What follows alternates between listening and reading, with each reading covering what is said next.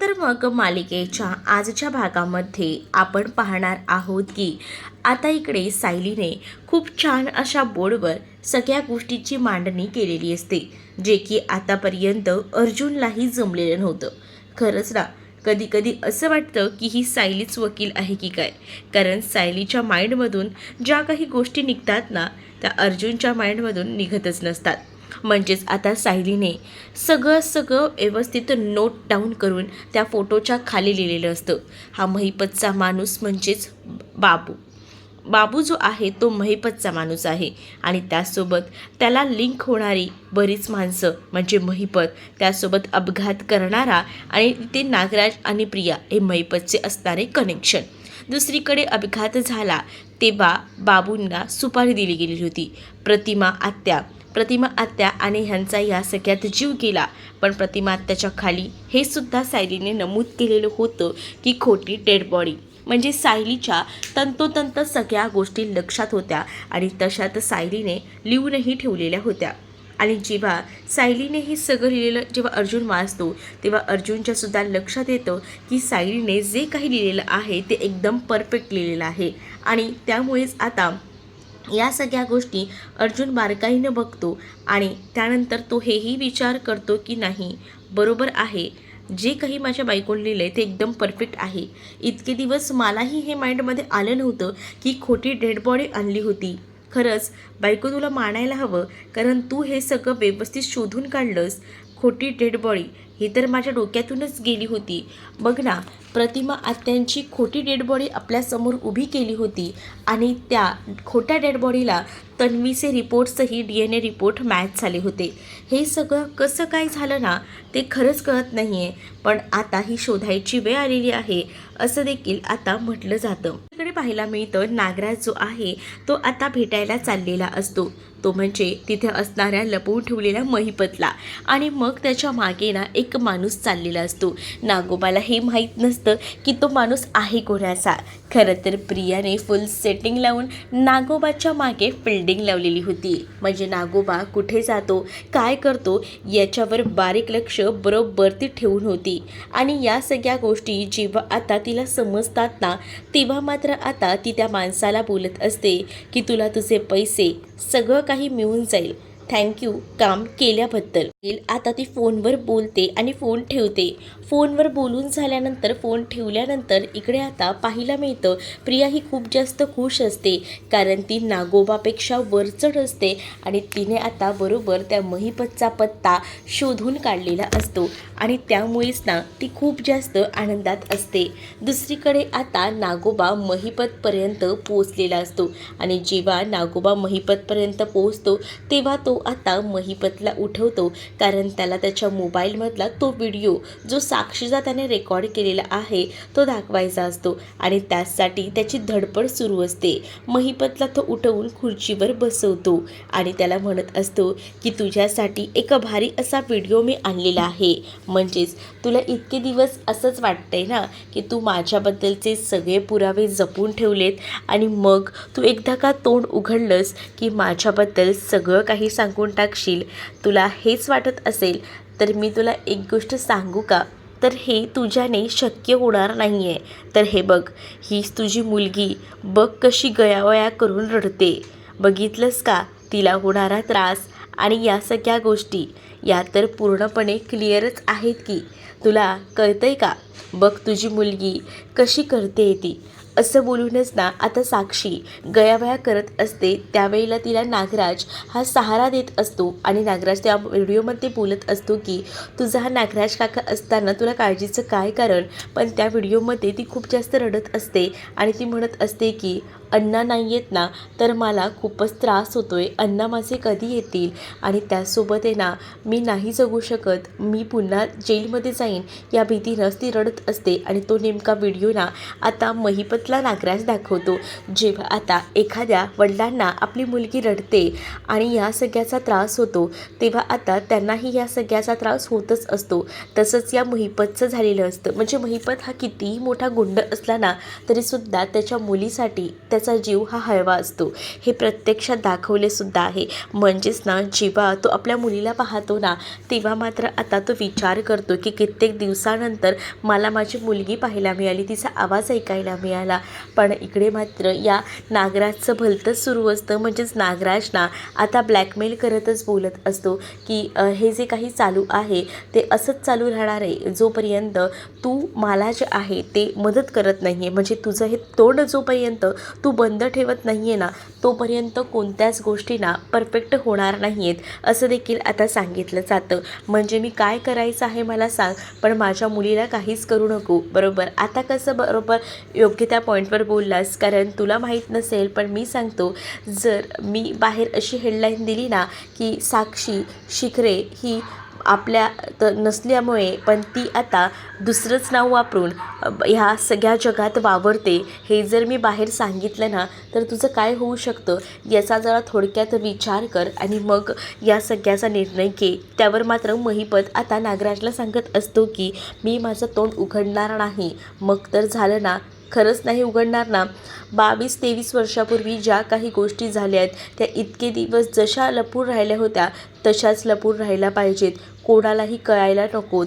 नाहीतर तुझ्या मुलीचं काय होऊ शकतं हे तुलाही माहिती आहे. मग विचार कर. हो, मला सगळ्या गोष्टी माहिती आहेत. मी नाही उघडणार आहे माझं तोंड, मी आहे शांत, असं देखील आता म्हटलं जातं. मग आता जेव्हा या सगळ्या गोष्टी महिपत म्हणतो ना, तेव्हा कुठे जाऊन नागराजचा जीव भांड्यात पडतो.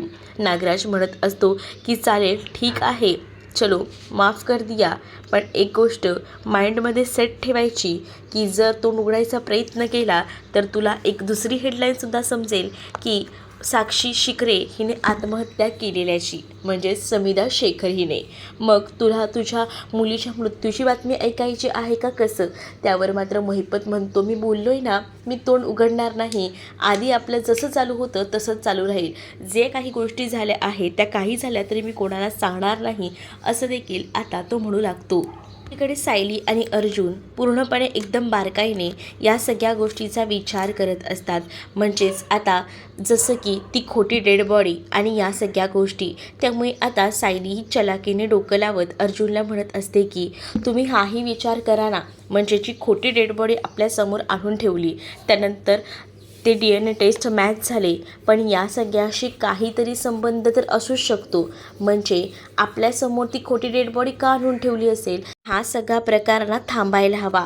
त्यावेळेला सिनियर या सगळ्याचा शोध घेत होता, बरोबर ना सायली? तुला हेच म्हणायचं आहे ना, अर्जुन म्हणतो. त्यावर सायली म्हणते की हो, परफेक्ट. म्हणजे जेव्हा काकांना या सगळ्याचा शोध घेत होते आणि त्यावेळेलाच आता काकांना माहिती होतं की आपल्याला आपली प्रतिमा आत्या जिवंत आहे, त्यामुळेच त्यांना त्या गोष्टीवर संशय होता, म्हणून ते शोध घेत होते. पण त्याच वेळेला या सगळ्या गोष्टी कुठेतरी लपून राहायला हव्यात, म्हणूनच ती खोटी डेड बॉडी आणून आपल्यासमोर ठेवली होती आणि आपण त्या खोट्या डेड बॉडीवर अंत्यसंस्कारसुद्धा केले. का तर प्रतिमा आत्यांची डेड बॉडी आहे म्हणून. आणि त्यानंतर आपण काही विधीसुद्धा केले, का तर त्या सौभाग्यवती होत्या यासाठी. आणि तुम्हाला एक गोष्ट कळते का, या सगळ्या गोष्टी तर आपण केल्या, पण या सगळ्या गोष्टींना कुणीतरी जवळच्याच व्यक्तीकडनं घडून आलेल्या आहेत. म्हणजे मला एवढं तर पूर्णपणे डाऊट येतो आहे की बघा, जर सुमन काकू बोलत असतील की महिपतचा थेट संबंध जो आहे तो नागराज काकांशी आहे, मग या सगळ्याच्या बाबतीत ते नागराज काकासुद्धा या सगळ्यात सामील असू शकतात ना. म्हणजे ही जी बॉडी आहे, डेड बॉडी खोटी होती, ही तेव्हाही नागराज काकांना माहितीच असेल. जर महिपतसोबत त्यांचा संबंध असेल तर अजूनही जसं आपल्याला सुमन काकू बोलतात तसं. मग आता या सगळ्या गोष्टी अर्जुनलासुद्धा लिंक लागत जातात. अर्जुनही विचार करतो की बायको, तू बोलतेस ते एकदम बरोबर आहे. म्हणजे मी तर हा विचारच केला नाही. म्हणजे या नागराज काकाने अजून किती घोळ घालून ठेवलेत ना, जे की आपल्याला आता निस्तरावे लागणार आहेत. आणि या सगळ्याचा शोध तर आता घेतल्याशिवाय आपण शांत बसायचं नाही. आपण ना आधी सिनियरशी या सगळ्याबद्दल बोलूया, या सगळ्याचा नीट शोध घेऊया, नेमकं काय काय घडलं होतं त्या दिवशी हे सगळं व्यवस्थित चाचपडून पाहूया, मग पुढचे निर्णय घेऊया, असं देखील आता अर्जुन सायलीला बोलत असतो. तर अर्जुनचं बोलणं जे असतं ना ते सायलीलासुद्धा पटतं, कारण अर्जुन बरोबर वेळेने विचार करत होता. कारण आता या सगळ्या गोष्टी एक एक करून मॅच होत होत्या, पण त्या बरोबर पोचवायच्या होत्या आणि त्यासाठी प्रयत्न हे सुरू होते. म्हणूनच आता जे काही प्रयत्न आहेत ते जेव्हा सुरू असतात ना तेव्हा मात्र आता अर्जुन विचार करत असतो आणि अर्जुनने ते सगळं काही व्यवस्थितपणे मांडलेलंसुद्धा असतं. जसं की सायलीने ह्याचं निरीक्षण करून या सगळ्या गोष्टी व्यवस्थित लिहून ठेवलेल्या असतात आणि त्याचा स्टडी आता मात्र अर्जुनला करणं शक्य झालेलं असतं. दुसऱ्या दिवशी सकाळी डायनिंग टेबलवर सगळीजणं आता नाश्ता करायला बसलेली असतात आणि त्याच वेळेला आता सायली उभी असते. काही हवं नको का ते विचारत असते आणि त्याच वेळेला आता जो सचिन असतो ना तो म्हणत असतो की मी आता अस्मीसाठी इथेच थांबणार आहे. अस्मी, तुला डॉक्टरकडेही जायचं आहे ना, मग तुझ्यासोबत डॉक्टरकडे मी येतो, पण मम्मा येते दरवेळेला म्हणूनच मी विचार केला की मम्माच येते का. मग दुसरीकडे मात्र आता तू येतोयस तर मला बरं वाटलं. पण आता अर्जुन तिथे आलेला असतो आणि अर्जुन हे सगळं बघत असतो. अर्जुननं लांबूनच निरीक्षण करत असतो की सचिन अस्मीसोबत कसा वागतोय, काय वागतोय, कारण त्यालाही त्याच्या बहिणीची काळजी असते शेवटी आणि म्हणूनच तो या सगळ्याचं निरीक्षण नीट करत असतो. तर इकडे मात्र आता अर्जुन जेव्हा खाली येतो तेव्हा मात्र आता समोर असणाऱ्या सायलीचं अर्जुनकडे लक्ष जातं. सायली आता अर्जुनकडे पाहते आणि अर्जुनकडे पाहूनच तिच्या आता लक्षात येतं की अर्जुन कोणत्या तरी विचारांमध्ये हरवला आहे आणि मग आता ती अर्जुनकडे पाहू लागते आणि अर्जुनला नाश्ता करायला या म्हणून बोलवते.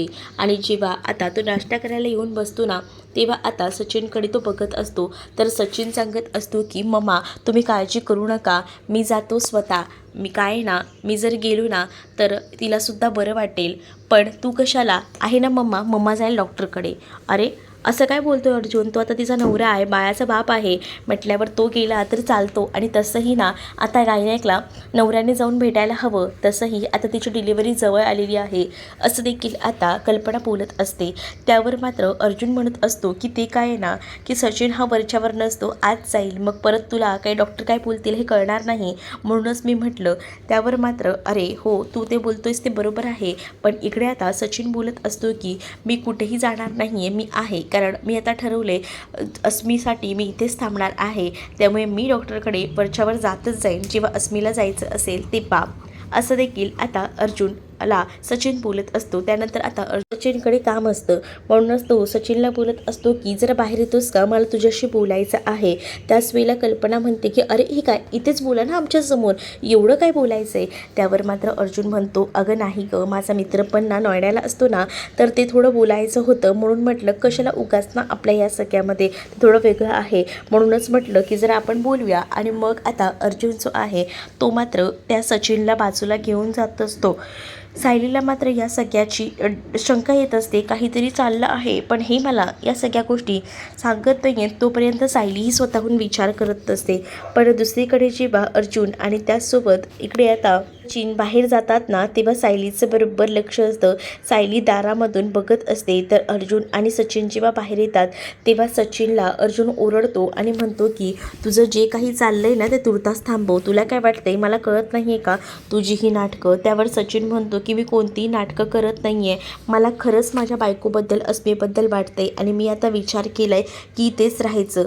बघा लक्षात ठेव, जराही चुकीचं पाऊल उचललंस ना तर तुझ्यासाठी ते महागात पडेल, एवढंही जरा डोक्यामध्ये असू दे, असं देखील आता म्हटलं जातं.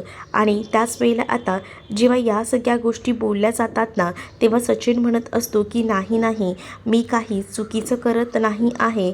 आणि त्याच वेळेला आता चुकीचा करायचा ना विचारही करू नकोस, डोक्यामध्ये फिट ठेव की काय होणार आहे ते. जर चुकीचं पाऊल उचललंस तर एकतर मी कधीच माझ्या बायकोशी खोटं बोलत नाही, पण आज मला तुझ्यामुळे माझ्या बायकोशी खोटं बोलावं लागतं आहे आणि त्याचा मला भयंकर त्रास होतो आहे.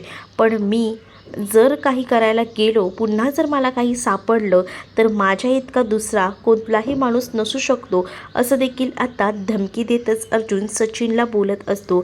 सचिन म्हणतो की नाही, तू समजतोस तसं काही नाही. मी आता ठरवलं आहे की फक्त आणि फक्त माझ्या बायकोसाठी वेळ द्यायचा आणि जेवढं तिला बरं वाटेल तेवढं तिच्यासोबत राहायचं. पण आता मी कुठेही जाणार नाही आहे, असं देखील तो बोलून आता सावरू लागतो.